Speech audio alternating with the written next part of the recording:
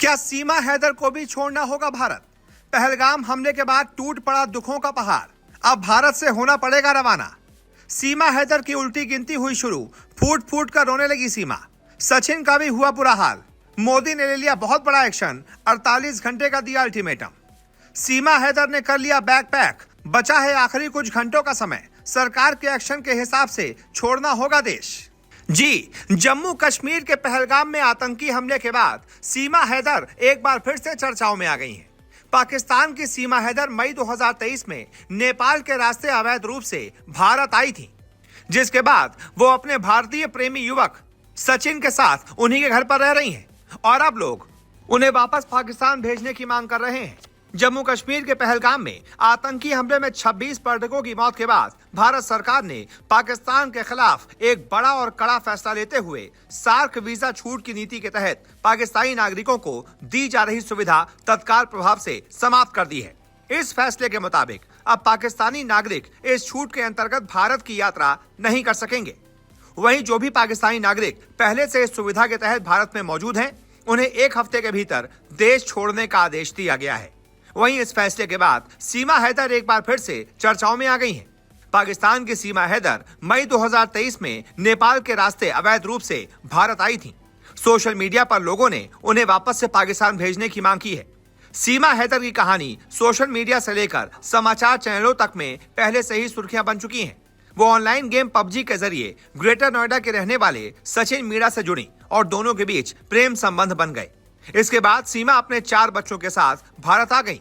अब वो सचिन के साथ नोएडा में रह रही हैं और हाल ही में दोनों को एक बच्चा भी हुआ है।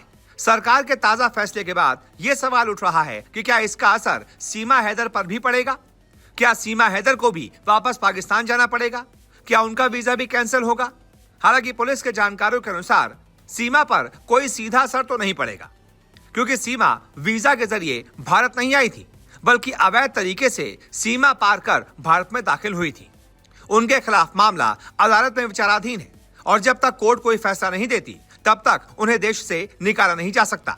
हालांकि इस मामले में उनके वकील का क्या कुछ कहना है, हम आपको सुनाते हैं। विगत दिवस बहुत ही दुखद आतंकवादी घटना पहलगाम श्रीनगर में पाकिस्तान के द्वारा साजिश और षड्यंत्र के तहत हमारे निर्दोष निहत्थे जो सैलानी टूरिस्ट गए हुए थे, घूमने गए हुए थे, हनीमून मनाने गए हुए थे, कश्मीर की अर्थव्यवस्था को मजबूत करने गए थे और वहां पर दुखद घटना हुई, जिस संबंध में सीमा अपनी बेटी और खुद बीमार होने की वजह से अस्पताल में होने के बावजूद बहुत दुखी हुई, बहुत परेशान हुई, क्योंकि सीमा पाकिस्तान से सनातन धर्म ग्रहण करके नेपाल पहुंची थी। नेपाल में सचिन मीना के साथ विवाह करके भारत आई, भारत में भी शादी हुई और शादी के बाद पिछले माह उसने भारत में एक बेटी को जन्म दिया है। और भारत सरकार ने इस संबंध में जो निर्णय लिया है, सार्क वीजा टूर के संबंध में, जो बहुत अच्छा निर्णय है, आतंकवाद खिलाफ निर्णय है। लेकिन सीमा के मामले में सीमा के सारे डॉक्यूमेंट्स माननीय गृह मंत्रालय, भारत सरकार और एटीएस के पास जमा है। माननीय महामहिम राष्ट्रपति जी का याचिका लंबित है। सारे आदेश जो सीमा माननीय अदालत ने दिए थे जमानत के दौरान, उत्तर प्रदेश की माननीय अदालत के द्वारा जो आदेश सीमा को जमानत के समय दिए गए, उनका पूरी तरह से पालन कर रही है।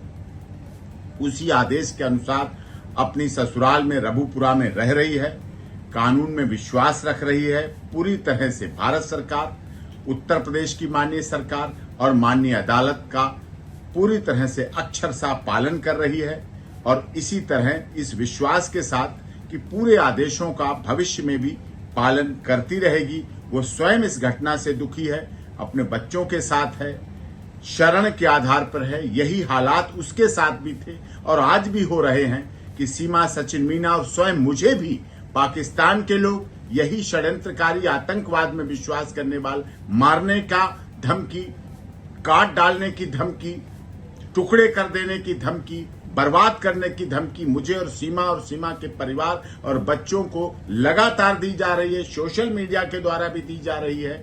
और इस संबंध में भी आगे कार्रवाई की मांग भी समय समय पर की गई है। लेकिन हम लोग सीमा, सचिन मीना और वो पूरी तरह से भारत सरकार, उत्तर प्रदेश सरकार, केंद्र सरकार का विश्वास और उनके पूरी तरह से आदेशों का पालन करेंगे।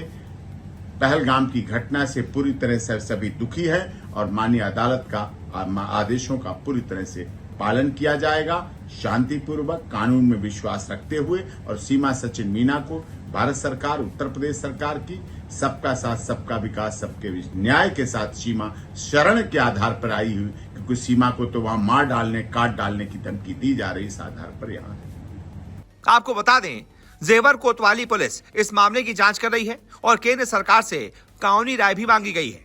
पुलिस अधिकारियों का कहना है कि मामले की संवेदनशीलता को देखते हुए किसी भी तरह का निर्णय पूरी कानूनी प्रक्रिया के बाद ही लिया जाएगा।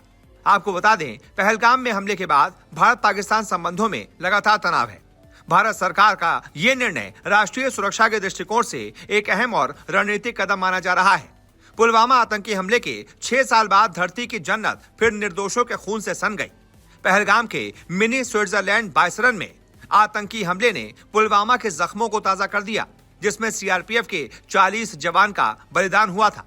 सोमवार तक अपनी हरियाली के लिए प्रसिद्ध बैसरन घाटी के हरे भरे मैदान मंगलवार दोपहर बाद खून से लाल हो गए।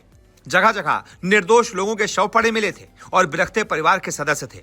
इस खौफनाक मंजर ने 14 अप्रैल 2019 को हुए पुलवामा हमले के जख्मों को ताजा कर दिया, जहां आतंकियों ने आत्मघाती हमला किया था। आतंकियों की इस कायराना और अमानवीय कृत्य से पर्यटकों के खचाखच भरी रहने वाली बैसरन घाटी में सिर्फ आतंक के ही निशान बचे हैं। अभी तक कश्मीर में पर्यटकों पर इस तरह का बड़ा हमला नहीं हुआ था। पिछले साल 18 मई की रात 2 जगह आतंकियों ने हमला किया था। इसमें एक पहलगाम के पास और दूसरा ओपन टूरिस्ट कैंप में हुआ था, जिसके बाद पूरे देश में गुस्सा है।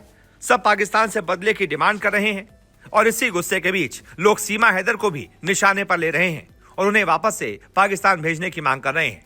ऐसे में आप बताइए, आपके मुताबिक क्या होना चाहिए? जो भी आपकी राय हो कमेंट करके बताएं और इस वीडियो को शेयर कर ज्यादा से ज्यादा लोगों तक पहुंचाएं।